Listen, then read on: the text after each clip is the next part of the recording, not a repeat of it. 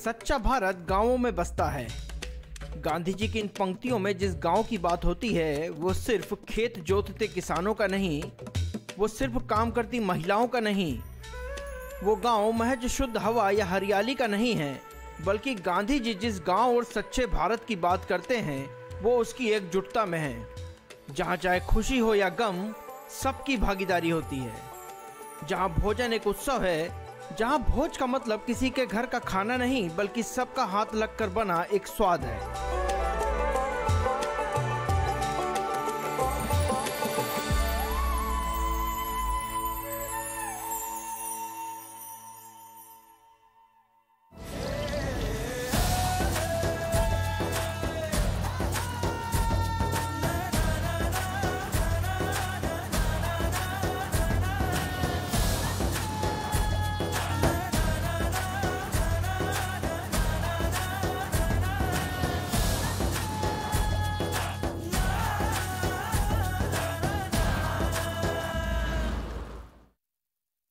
हमारे समाज की यही खूबसूरती है। हम उत्सव प्रेमी लोग हैं। हर तीज त्योहार शादी ब्याह में उत्सव मनाते हैं। यहाँ तक कि किसी व्यक्ति की अंतिम विदाई को भी एक सामाजिक उत्सव के रूप में मनाया जाता है। ये सामूहिकता का उत्सव है, ये सामाजिकता का उत्सव है। आज बात इसी सामूहिक भोज की। देखेंगे कैसे सैकड़ों लोगों का खाना एक साथ तैयार होता है। भारतीय समाज में सामूहिकता का भाव हमेशा से रहा है। बात चाहे खेतों में पकी फसल काटने की हो, घर पर छत या मड़ई बांधने की हो, शादी ब्याह की हो या किसी की अंतिम विदाई की ही क्यों ना हो, ये सामूहिकता का भाव इस समाज की विशेषता रही है। सामूहिक भोज भी इसी आनंद को व्यक्त करने का एक तरीका है।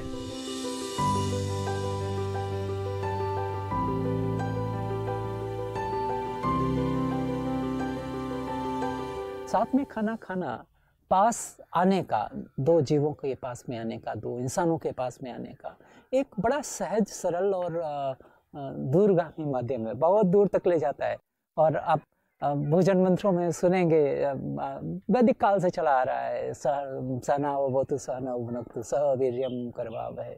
सब कुछ साथ साथ करें हम। तो उसी कड़ी में बिना वो श्लोक जाने, बिना उस श्लोक का अर्थ जाने, ये अंदर स्वतः स्फूर्त होता है और समाज धीरे धीरे ऐसे ही बनता है। धीरे धीरे यही सब परंपराएं बनती हैं। और बेसिकली कि हम सुख में दुख में साथ आएं, साथ उठें, साथ बैठें, साथ खाएं। भारत में इस सामूहिकता का भाव किसी क्षेत्र विशेष की खासियत नहीं है, बल्कि ये पूरे भारत में एक जैसे ही मौजूद है। बस इन्हें पुकारा अलग अलग नाम से जाता है। मसलन भील आदिवासियों में सामूहिकता में किए जाने वाले काम को हलमा कहा जाता है। हलमा यानी मिलजुल कर हल निकालना।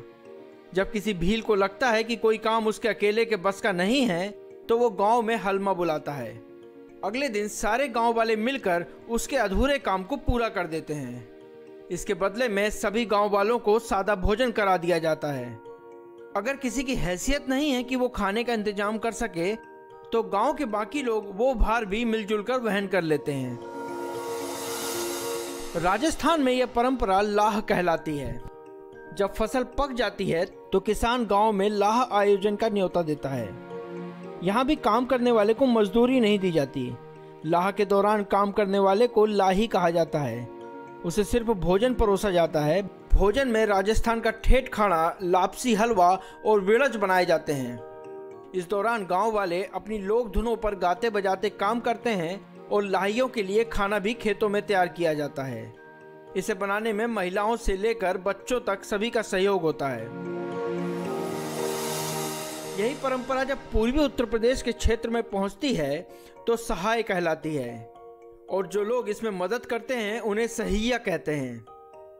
यहाँ भी काम करने वालों के लिए भोजन तैयार किया जाता है। पंजाब में सांझे चूल्हे का चलन रहा है। एक बड़ा सा तंदूर जलाया जाता है। महिलाएं अपने घर से गुथा हुआ आटा ले आती हैं, तंदूर के चारों ओर खड़ी हो जाती हैं। तंदूर में रोटियां पकती हैं और गांव समाज की बातें भी हो जाती हैं। एक पंथ दो काज। कम ईंधन में सबका काम हो जाता है और सद्भाव का संवाद भी बना रहता है। ऐसा माना जाता है कि सिखों के गुरु श्री गुरु नानक ने इस परंपरा को बढ़ावा दिया था ताकि जात पात का भेद कम हो सके। इससे आधुनिक निष्कर्ष ये भी निकला कि कम ईंधन का मतलब है पेड़ों की कम कटाई और कम पेड़ों की कटाई का मतलब है पर्यावरण की रक्षा।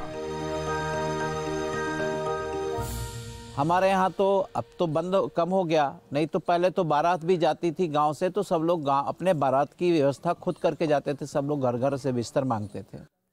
गांव में बारात आती थी तो घर घर से बारातियों के लिए चारपाई मांगते थे। 200, 400, 500 लोगों के लिए खाना बनाना है तो गांव में घर घर से बर्तन मांगते थे। घर घर की औरतें आकर के उसको खाना बनाने में सहयोग करती थी।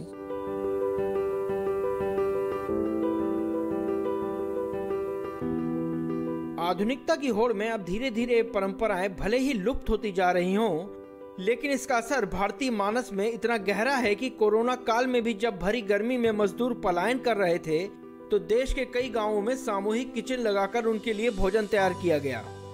ये काम पूरी तरह स्वप्रेरित था। यही बात है जिसने हमें कोरोना जैसी महामारी से लड़ने की ताकत दी।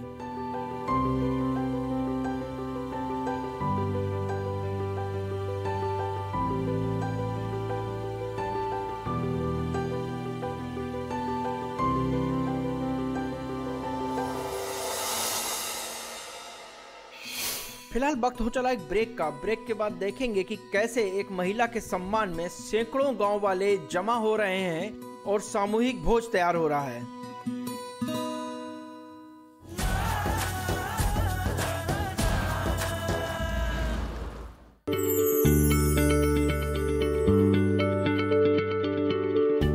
क्या आप किसी बीमारी से परेशान हैं? चाहते हैं डॉक्टर की सलाह? तो हम हैं आपके साथ। बताएंगे आपको जीने की राह। समस्याएं आपकी, समाधान देश के मशहूर विशेषज्ञों के। घर बैठे बात करें देश के जाने माने डॉक्टरों से। हमारे लाइव प्रोग्राम स्वस्थ किसान में हर शनिवार शाम 6 बजे से 7 बजे तक।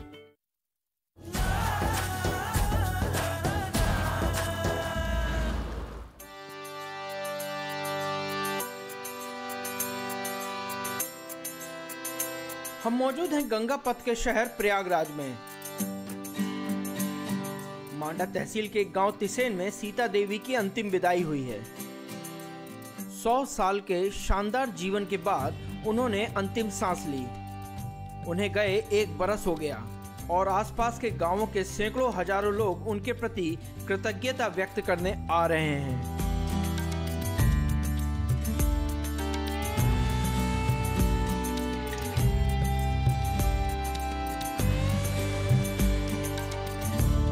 उसका जीवन पूर्ण सामाजिक, पूर्ण धार्मिक और पूरी तरह घरेलू था। 3 तहसील में उसके जानने वाले नाते रिश्तेदार और भी लोग, और जो भी जानता था उसको, वो व्यापक रूप से पूरे जमुना पहाड़ क्षेत्र में जो जानता था उसके लिए वो माई ही थी।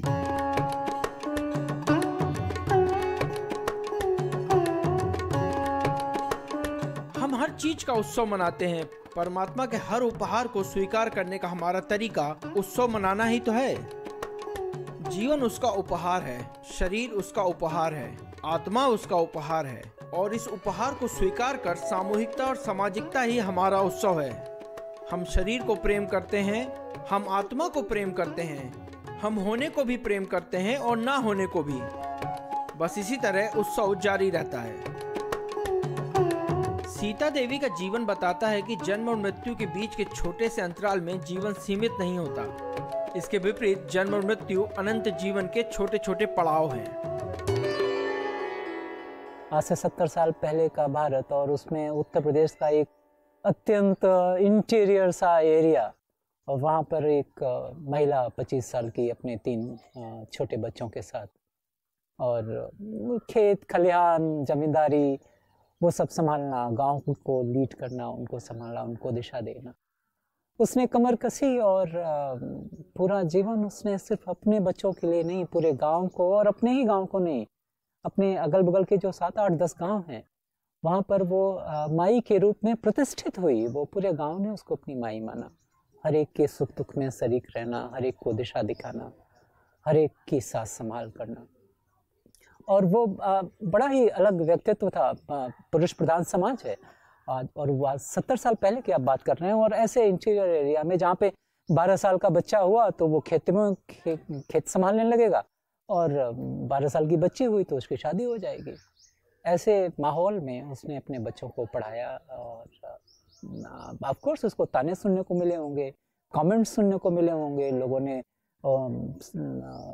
उनको अपने सलाहें दी होंगी कि आप क्या करिए क्या नहीं करिए, और उसके बावजूद उन्होंने वो करने की कोशिश करी, न सिर्फ अपने बच्चों के साथ बल्कि आसपास के बहुत ढेर सारे बच्चों के साथ, और इसलिए पूरा एरिया उनको माई कहता था।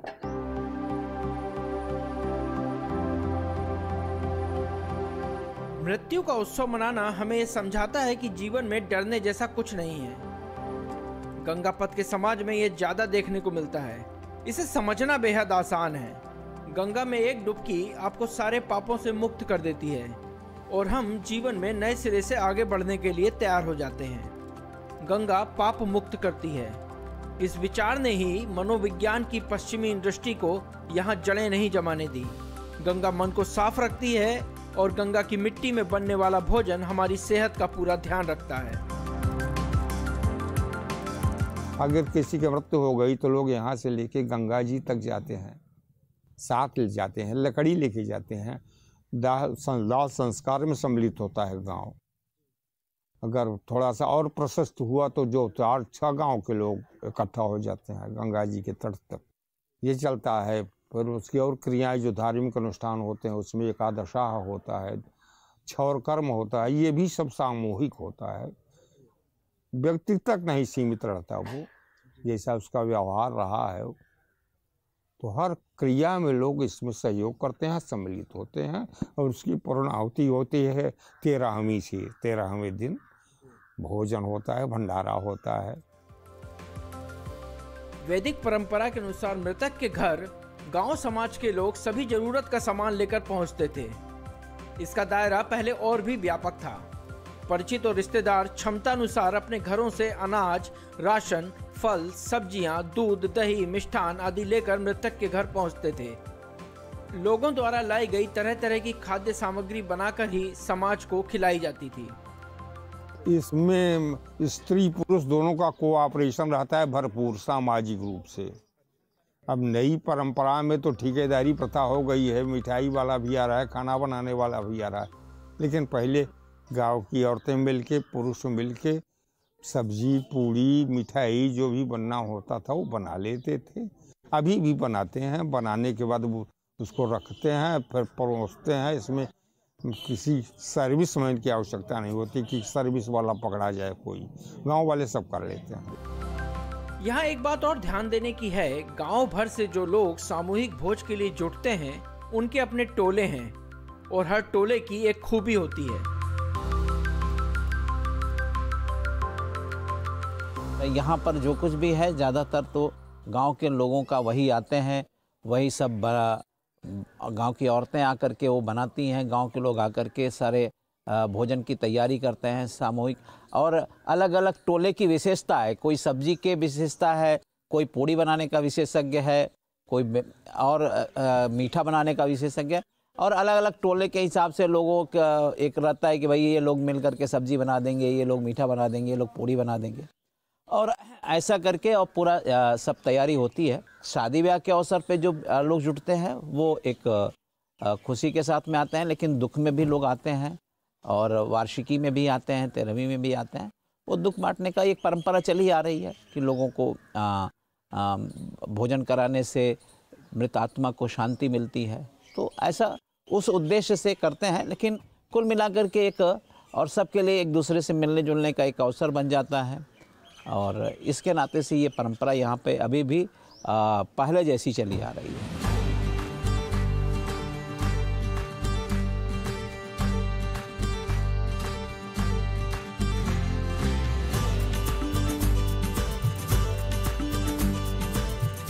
माई की बरसी की तैयारियां चल रही हैं, सारी चीज़ें बड़े पैमाने पर तैयार हो गई हैं, कचौड़ियाँ निकाली जा रही हैं। अभी एक ब्रेक ले लेते हैं, ब्रेक के बाद आपको दिखाएंगे एक सूखी सब्जी जो इस क्षेत्र की खासियत है, जिसे कहते हैं आलू भाटा और पालक की सब्जी, जो बहुत बड़े पैमाने पर बनती है, जिसमें ना तेल लगता है, ना कोई मसाला लगता है, ना नमक, ना मिर्च।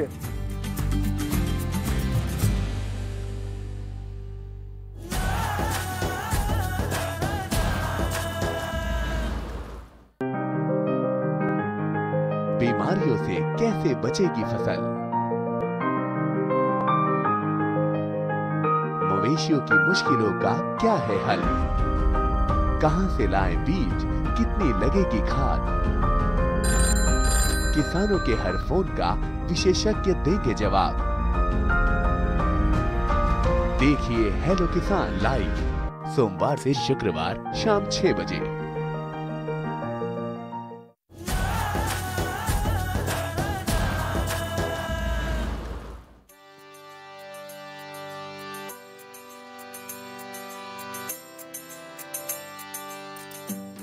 सामुदायिक भोजन बनाने वाले लोग अब तेजी से कम होते जा रहे हैं, क्योंकि गांव में भी हलवाई बुलवाकर खाना बनाने का चलन बढ़ा है।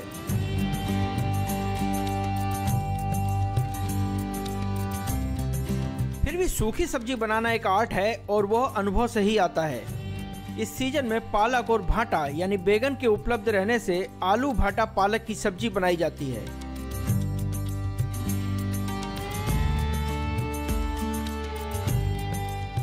वहीं गर्मियों में इसी तरह का भोजन कोहड़ा यानी कद्दू से बनता है। कद्दू की सब्जी भी ठीक इसी तरह बनाई जाती है, जिसमें तेल, नमक, मिर्च कुछ नहीं डाला जाता। सब्जी में नमक मिर्च न डालने के पीछे मोटे तौर पर 2 कारण हैं।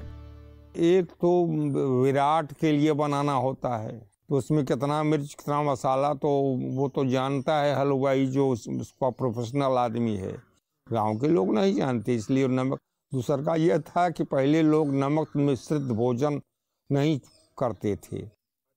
कोई नमक अपने से मिलाए तो वो अपने टेस्ट से मिलाएगा, नंबर 1। नंबर 2 कि वो जूठा नहीं माना जाएगा जब तक नमक उसमें नहीं मिला है। कोई भी उसको परस सकता है, कोई भी खा सकता था। भंडारा होता है, जुटते हैं लोग, इकट्ठा होते हैं, और सब वही 6 महीना तो कुम्हड़ा की सब्जी बनाते हैं, सूखी सब्जी। तो जाड़े में भाटा, आलू, पालक की सब्जी बनाते हैं और कढ़ाई में उबाल देते हैं। क्या होता है कि समस्त क्या भोजन अपने आप ऑटोमेटिक मीठा हो जाता है।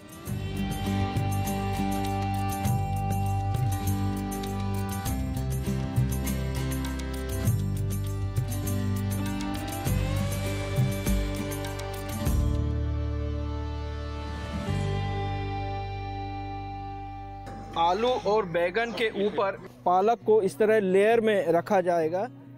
कारण यह है कि पालक का अपना पानी होता है। जब नीचे से भाप उठेगी, गर्मी होगी, तो ये पानी अपना छोड़कर इससे नीचे आलू को और बैगन को तेजी से गलाएगा।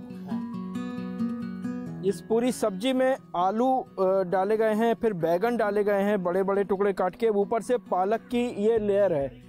इसके पीछे जो विज्ञान काम करता है वो यही है कि नीचे से जो भाप निकल रही है वो ये पालक इसको बाहर नहीं निकलने देगी, और पालक का अपना वाटर कंटेंट होता है, ये पिघल के धीरे धीरे गलते हुए पानी को छोड़ेगी, जिससे आलू और बैगन तेज़ी से पकेंगे।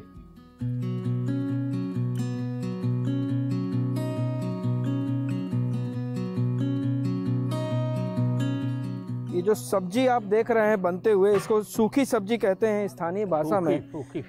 मोटे तौर पर इसे आलू भाटा और पालक की सब्जी कहा जाता है। इस सब्जी में ना तेल डलता है, ना कोई मसाला डलता है, यहाँ तक कि इसमें नमक और मिर्च भी नहीं डाला जाता। इसे सिर्फ पकाया जाता है। इस सब्जी को पकाने के कुछ ही एक्सपर्ट अब बचे हैं गंगा बेल्ट में। हमारे साथ ननकू राम जी हैं और उनके साथी हैं। यूँ समझिए कि शायद ये आखिरी पीढ़ी है जो इस तरह की सब्जी को इतनी कुशलता से बना पा रही है। नए लोग इन सब्जियों में शायद रुचि कम लेते हैं। समाज में, गांव, ग्रामीण भारत में भी कैटरिंग सर्विस और हलवाई जो है एक तरह से इंट्रोड्यूस हो गए हैं। ननकू राम जी, इस सब्जी के बारे में बताइए, कैसे बनाते हैं, क्यों बनाते हैं? इस सब्जी के बारे में आप बताएं हमका। सब्जी एक सूखी सब्जी है। हाँ, सूखी सब्जी में जैसे कि अब सूख गया, बर्तन में रखा गया, और उसके बाद में जब आदमी बैठ यही समाज जैसे बैठ जाए तो वो बाल्टी में आदमी लोग लेकर कलछुल से दे चला जाही। तो उनके जब पत्तल में पड़ गया तो वो का काम करे कि नमक मिर्चा जो है अलग से माना मिलेगा, तो वो अपने से वो हमें नमक भराई कर मिलाई कर जना तब भोजन करी। नमक मिर्चा वो अपना अंदाज से डाल ले, उसी में खाते अंदाज समय। वो डाले, नमक दिया जाए, मिर्चा दिया जाए, चटनी दिया जाए, वो अपने अंदाज से इसमें मिलाकर कि तब भोजन करी। तो ये सब्जी जितना बन रहा है ये कितने आदमी के लिए पर्याप्त है? ये 500 के पार है। 500 लोग इस सब्जी को खाएंगे और ऐसे ही ये दूसरी तीसरी बार बन रही है। आज कितना 3-4 हजार लोगों का भोजन तैयार होना है। हाँ। किन मौकों पे इस सब्जी को बनाते हैं गांव देहात में? जैसे हमारे के मौका परोजन पड़ा, शादी ब्याह पड़ा तो हमें हलवाई लगा देते हैं। शादी ब्याह में पहले बनता था, अब हलवाई लगा देते हैं, ये कह रहे हैं। हाँ, तो पहले हमारे लोग का ऐसे ही बनता रहा। हाँ। अब हलवाई हो गया तो हलवाई बनाए दे, हलवाई सिस्टम दे दे हैं। और जैसे मन्नी का नहीं तेरही है तो उसमें ऐसे चुरा जाता है। तेरही बरसी में जहाँ हाँ, तो ये ऐसे चुरा जाता है। एक गांव को लोग चुराते, हमें हलवाई नहीं, हम लोग है, हम लोग गांव के आदमी हैं। हाँ। हम लोग यही आए हैं कि अपन सब्जी अपने से हमसे जैसे है कि भैया चलो हमारे सब्जी हमारा काम करो, देखो सब्जी चुराओ। तो ये चीज़ के लिए हम लोग यहाँ पर हलवाई न हुए, हम लोग ये साग सूखी सब्जी लोग हम लोग बनाते हैं। गांव वाले ही आपस में मिलकर इसको कर लेते हैं। जैसे गांव में भी नहीं पूरा बात है कि जैसे हितुआ भल बना है तो आई के अपन बनाओ था। ये एक सामाजिक सहकारिता, सामाजिक सहभागिता और सामाजिक दायित्व का एक बहुत खूबसूरत उदाहरण है कि ग्रामीण भारत में आज भी सरोकारों के लिए, बड़े आयोजनों के लिए बहुत ज़्यादा बाजार पर डिपेंडेंसी नहीं रहती। लोग आपस में ही एक दूसरे की तरफ हाथ बढ़ाते हैं, हाथ बटाते हैं और इतने लोगों का भोजन तैयार हो जाता है। अब इस आलू, भाटा और पालक की सब्जी को इन पत्तलों से ढका जा रहा है और इसके पीछे भी कारण वही है कि भाप को बाहर निकलने से रोका जाए। इतनी बड़ी क्वांटिटी में सब्जी भाप के भरोसे ही पक पाती है।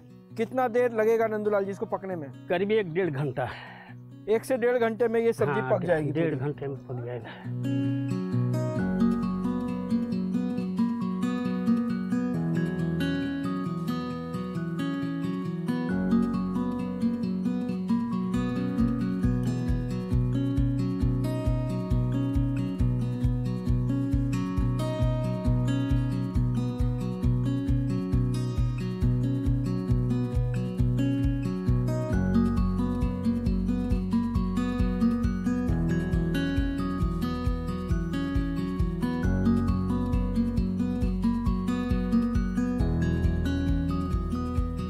गांव में होने वाले शादी ब्याह और दूसरे कार्यक्रमों में हलवाई द्वारा बनाए गए तेल मसाले के खाने को सजावट के तौर पर ही देखा जाता है।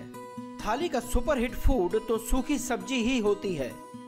बाकी जो अब सब्जियां बनती हैं वो शायद जिसे किसी चीज़ का श्रृंगार करते हैं, तो ऐसे भोजन के श्रृंगार के रूप में वो सब एडिशनल चीज़ें बनती हैं। लेकिन मूल जो है वो पारंपरिक, वो हमारे यहाँ की पतली पूड़ी और कचौड़ी और ये जो सूखी सब्जी, सादी सब्जी बनती है बिना मसाले, बिना तेल के, उसके प्रति और अद्भुत स्वाद होता है इसका।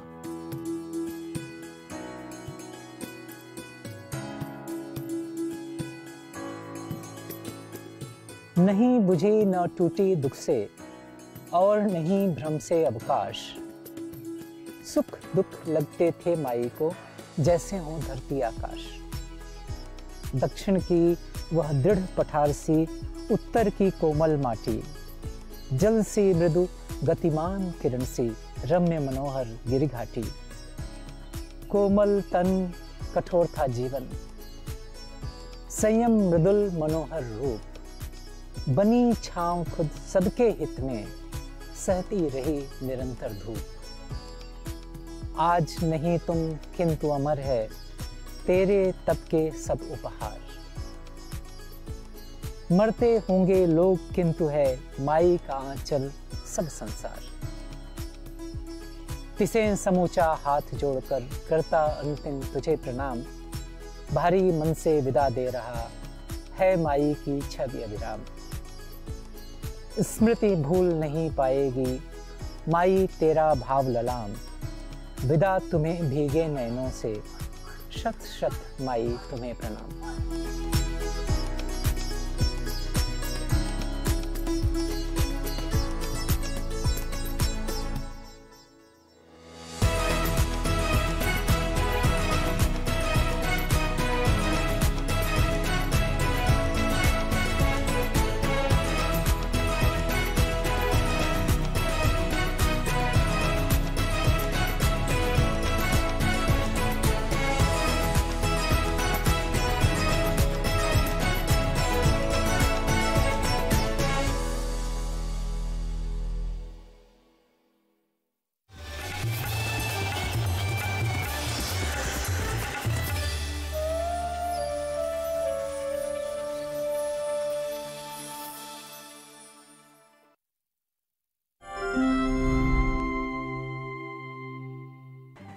गांव का नाम है बांदकर। पुरुलिया शहर से 10 किलोमीटर दूर स्थित पुरुलिया 2 नंबर ब्लॉक का ये गांव काफी बड़ा है। आदिवासी और अल्पसंख्यक जाति के लोग यहाँ एकजुट होकर खुशी से रहते हैं। गांव की सीमा को पार कर दूर विस्तृत है मैदान, बीच बीच में फसलों के खेत दिखते हैं। गांव के अंदर एक मकान हमारे नजर में जरूर आएगी। सफेद साफ दीवार पर कुशल हाथों से बना अल्पना। लक्ष्मी कर्मकार का मकान है ये। बांदकर गांव के सभी लोग उसे मानते और चाहते हैं। खेती बाड़ी में पिछड़ा हुआ जिला पुरुलिया में आधुनिक कृषि पद्धति के प्रयोग से लक्ष्मी कर्मकार एक आदर्श महिला कृषक बन चुकी है। पुरुलिया के बलरामपुर थाने के नंदुदी गांव की लड़की लक्ष्मी की शादी 1998 में बांदगर के पशुपति कर्मकार के साथ हुई थी। शादी के बाद वो नर्सिंग प्रशिक्षण लेकर एक नर्सिंग होम में काम भी करती थी, लेकिन एक समय के बाद नौकरी छोड़ वो अपने पति के साथ खेतीबाड़ी के काम में लग गई। 13 बीघा जमीन में अपने खुद के हाथों के मेहनत से उन्होंने धान, दाल, तेलबीज और सब्जियों की खेती शुरू की। स्थानीय कृषि विज्ञान केंद्र से प्रशिक्षण लेकर उन्होंने मशरूम की खेती का भी शुरुआत किया। इसके बाद धीरे धीरे वो बकरी पालन, जैव खाद प्रस्तुत करना और बतख पालन के प्रशिक्षण में भी भाग लिया। धान उत्पादन, पशुपालन, उद्यान विभाग एवं अन्य तेल बीज और डाल शस्य में इनका जो बीज उत्पादन में काफ़ी अच्छा काम रहा एवं ये निरंतर जो इनका महिला ग्रुप है 20-25 लोग का ये महिला का ग्रुप लेके जो काम करती हैं, इसमें उन्होंने बहुत ही अच्छा प्रगति दिखाया है। साथ में सबको एक साथ ये चल के काम करती है, इसीलिए इनका हमने नाम सुझाव किया। लक्ष्मी के दैनिक आय का एक बड़ा अंश अंडे बेचकर ही हो जाता है।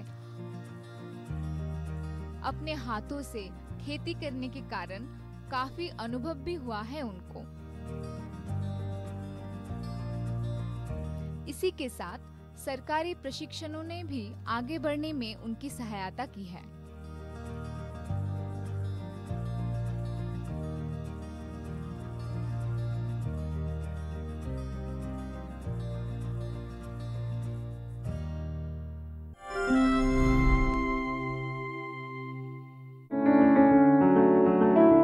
महका महका घर आंगन, हरियाली से खिलेगा तन मन।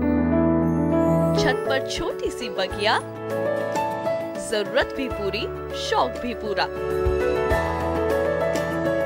देखिए छत पर बागवानी, शनिवार सुबह 9 बजे।